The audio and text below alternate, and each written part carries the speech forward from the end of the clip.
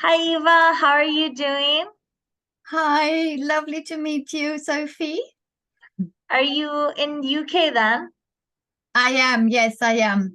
I am basically in Bristol. Nice. If the I had a few friends from there when I was in college. Oh, Um, nice. so how did you get into spoken word, visuals, film, performance, upcycling, and woodwork? That's a whole bunch of artistic creativity running through your veins. Yeah, I've always been very, very creative. Already as a child, I was always doing things and making stuff out of old things and painting and drawing and writing. So I always did that.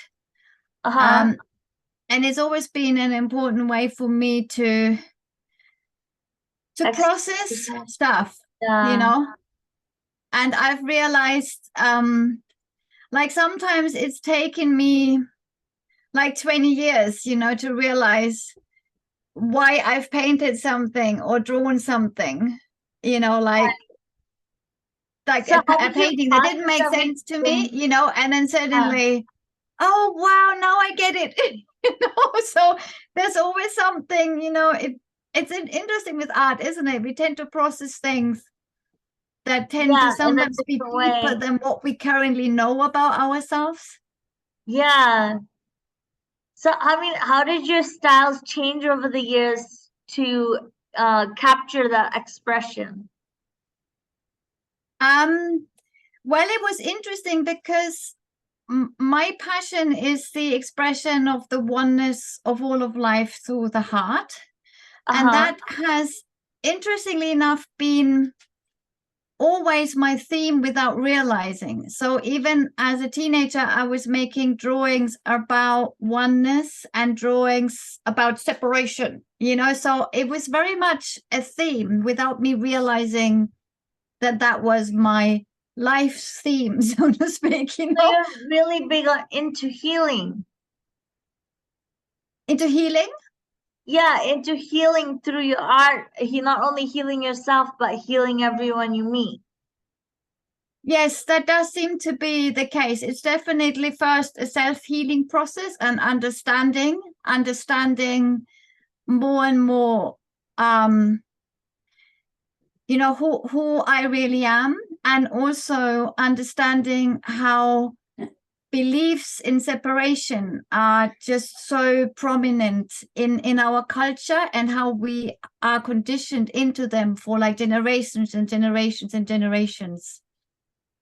What challenges have you faced in the beginning, and what challenges do you feel like you're facing to get yourself out there, to connect, and to be understood throughout the years?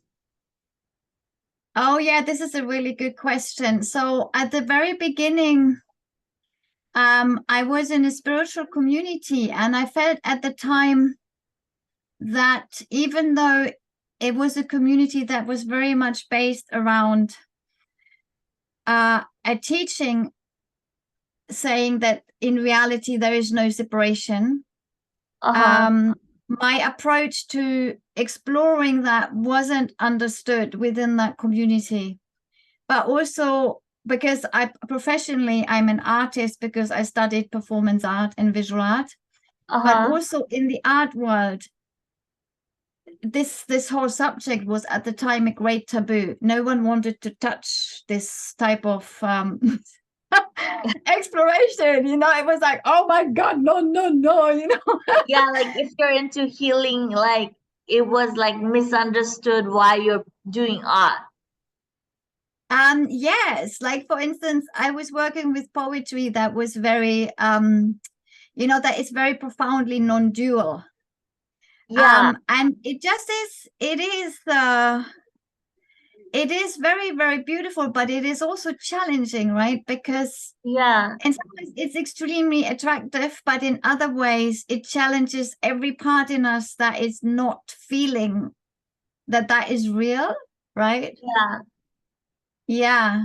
So I started to learn that the process of working through the body with non-dual poetry is super, super powerful, because it starts to bring up all these beliefs that sit somewhere in the body about how I want to make myself be separate. Yeah, and nowadays, I mean, somebody can be a writer, an actor, and uh, you know, musician, painting, like everything is like combined, and everyone will it's tend to be more accepted. What do you face now to overcome any obstacles? Well, in the last year, it has been a remarkably powerful process, because what I've been doing has been moving more and more into the world. And that has happened locally, and also is beginning to happen globally.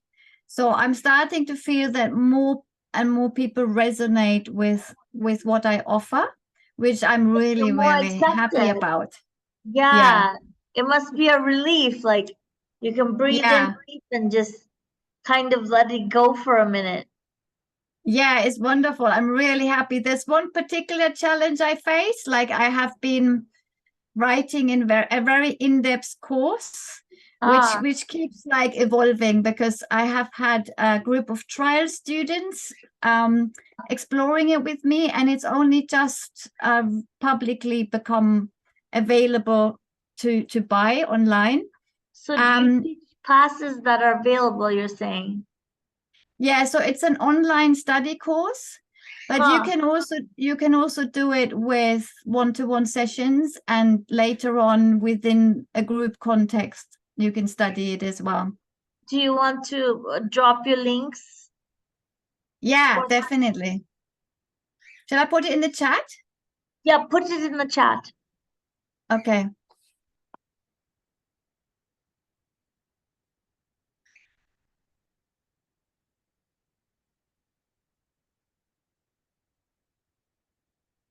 And you can also repeat it so that the members will see it.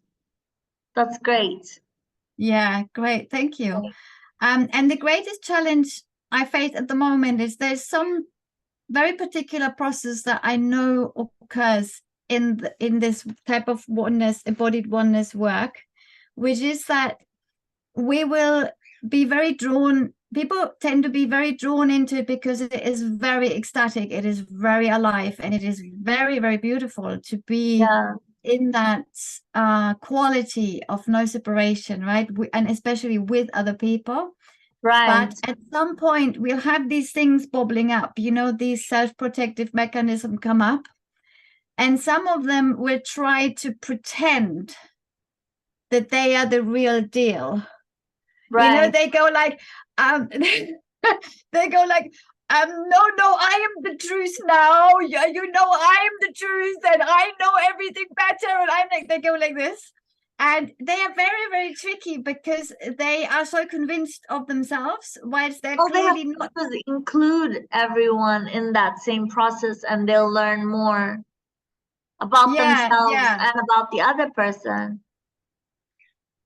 Yeah, so it is very this is one of the most challenging aspects of my work for me at the moment, to find better and better ways to show people, that the real truth is always just free. It's never better, it's never superior, it doesn't make, it's never ending, it's always. Yeah, and it is open and it is vulnerable, and how to recognize that when we are not that there is a part in us that wants to pretend that it is that. That's such that a is good the biggest point. challenge for me. Such a good point that you've raised. How do you manage not burning out, like in your life, and all the different types of art that you do, including upcycling and woodwork and spoken word, and how do you manage to get some time to relax and just take a breath and just say, this is my off time. I'm not gonna do any art right now. I'm just gonna take some time for myself and then I will get back to it. Yeah, so I'm trying to, Uh-huh. to have the weekends off, you know. Uh-huh. I just not, even if there's a really exciting thing that needs to happen, I'll if I can, I just don't do anything on the weekend, and then I try to also on the weekend not just do jobs, you know, not just, oh my Right. god, the house is cleaning, I've been in the computer all week, you know, or this or that. But I'm also trying to do something for myself. So basically, like the sewing I do, or the upcycling, or these type of craft things. Huh. I like to do them just for myself, you know, to actually have this aspect of my creativity that doesn't have that level of, you know, having Immersion. with supporting anything apart from that. I just feel like upcycling some clothes, you know, and that is really relaxing for me and really nurturing. Do And you just have this a big of that is family really good for that you me. live with, or Sorry? do you have a big family that you're living with, or? I live with my son, and Oh, who's 14, and I live with a number of animals, 2 dogs and 3 birds. oh wow. Look at that. Look at you. That's so great. It's nice to have family around, but it sometimes can get in the way of productivity. Yeah, Yeah, but I think it's great that you're taking the weekends to just kind of take for yourself. It's really good. A lot of people have trouble balancing everything. yeah. And my son, obviously, I also try to spend time with my son on the weekend and do things Yeah, with like him. quality Yeah, time. yeah. So with all these arts that you do, what would be your advice to a starting out artist in any of these fields? Oh, wow. I guess follow your heart, you know, follow your um intuition, follow what makes you excited, you know, what sort of creative process can you get really absorbed in easily, you Right. know, that you just like go like, oh wow, I just want to do this right now, and that's it. Then that is the right creative process for you. It's from the heart. Yeah. And what is your favorite piece of work or your favorite memory of making your art? Oh, Do you like my have a favorite. favorite piece in all your within all your I guess the first one that came along was the Universal Prayer for Peace. It is a poem I wrote in 2015, maybe. Oh, I'm really bad with these sort of chronological do you dates, have but it so, with you? and it's a poem that it was interesting because before that I started to make videos with non-dual poetry, usually with me somewhere in nature, contemplating them.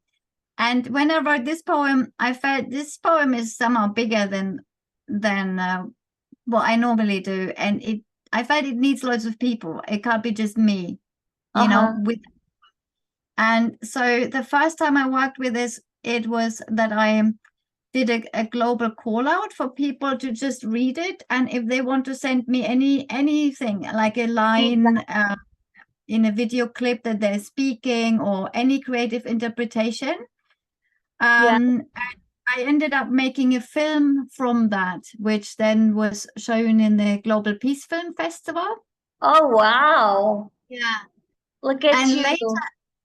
later it ended up becoming another project in with Co-Create Europe. There was a big online convergence, and we invited people to make their own film with a whole poem. and to translate it into the language if they felt like it. So we ended up with like almost how many videos? We had like 18 videos in the end, and a lot of them were in different languages. So we had like Norwegian and Mandarin and French and can't remember all the languages now, Urdu. Oh, So wow. it was really, really beautiful. Yeah, and quite recently the poem came back because we started to do dance nights here locally, Uh-huh. where I've been speaking the lines of that poem to a DJ playing music. Oh, So nice. people can move to that poem. Do you have like a link to your poem? Yeah. Let me just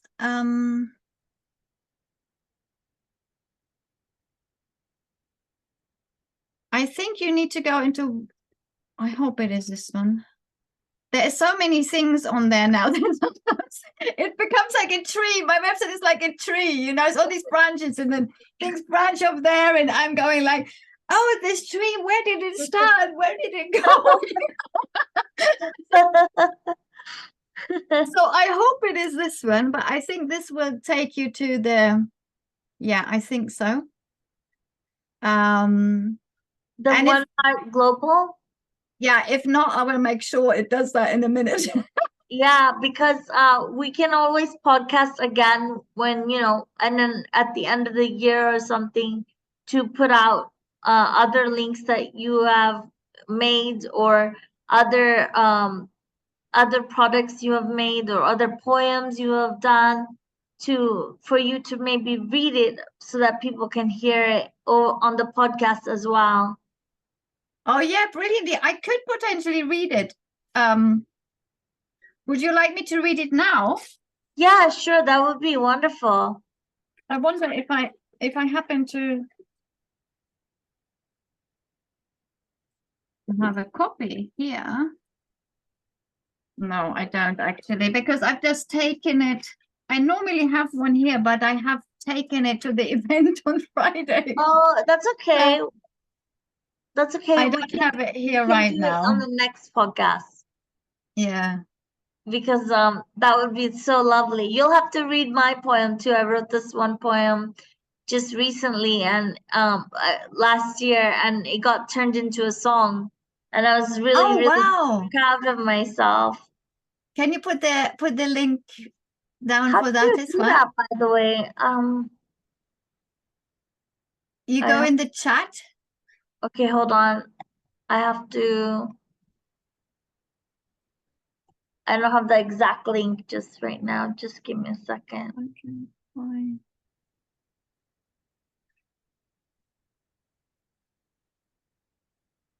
I could just I guess I'll just tell people how to get there. It's the Wood Fam. I'm track yeah, number 18. The Wood okay. If you go to the Wood Fam compilations, they were raising funds for artists, and I'm track number 18, and Liquid is the person who made the song for me with my voice. Oh, The beautiful. parts of my poem. LYKWID on track number 18. Wow, that's beautiful. Is there anything else you might want to share with us or on this podcast or? I want to just really say that I love your work too. You've got so many inspiring quotes and paintings and images. I really Oh, like it a lot. thank you so much. And thank you for being on 360 Art Drops, the podcast channel. I really Mm. appreciate your time, and we'll have you on again, and we'll have you maybe read the poem too. Yeah, that would be lovely. I should know it by heart by now. I really should, because I've worked with this so much, and at some point I knew it by heart, but now I wouldn't. I don't know, I'm not sure. Maybe I Oh can no, give you 4 lines. So let's say I when say four lines for yeah, the end. 4 lines. Yeah, go ahead. Okay. I just say any line I remember. It may not be in the right order, okay? Okay. Okay. A universal prayer for peace. One inexplicable universe. One starlit, endless sky. One green and blue planet amongst countless others, one profound mystery. As one you dance, as one you dance. As one deep, vast ocean all around, as one body of earth and rock and fire and bones and flesh and hair, one air, one water, one wind, one breath, one sun, one moon, one sound, one silence. One intricate and incomprehensible web of particles and waves and atoms and cells and empty space. One gravity, one light, one day, one night, one inexplicable universe. One magnificent and magical organism of aliveness in forever changing forms of wondrousness, one heart, one love, one true happiness shining in all eyes. As one you dance, as one you dance. The one pain of all the horrors, the one pain of all the fake divisions, the one pain of all ideas of I and me and mine, the one pain of all the I am good and you are bad perceptions, the one pain of all the fears of the so-called other, the one pain of all the unnecessary sufferings. As one you dance, as one heart, as one love, one love, one love, as one responsibility, as one colorful and bright and shining humanity. That was incredible. Oh, I'm sorry. No, Um,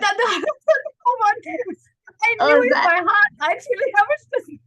Oh, did I stop you in the middle? Was it? I just got one. I'm pretty much sure I only got one line where I kind of went, "Oh, this should have come before, not there." But most of Okay, it, that's pretty much it. Absolutely incredible. And it was so touching. Like I felt you from here. Oh, thank you so much. I'm glad I kind of just Yeah, I'm so glad came out with it. you said your poem. It's very beautiful poetry. Thank you so I much. haven't heard something so touching in a very, very long time. Oh, thank you so much. And thank you for being on here. And we'll have you on again soon. Yeah, I'd love to. It's really lovely Yeah. to meet you. We're Yeah, actually out in India. in Bangalore. Oh, wow. I've been there. Come visit. Yeah, I'd love to come there. I've been there many, many years ago. Oh, okay, now it's time for you to come again. Thank Namaste. you. Take care. You Lots of too. love. Lots of Thank love. you. Bless your heart. Yours too. Bye. Bye.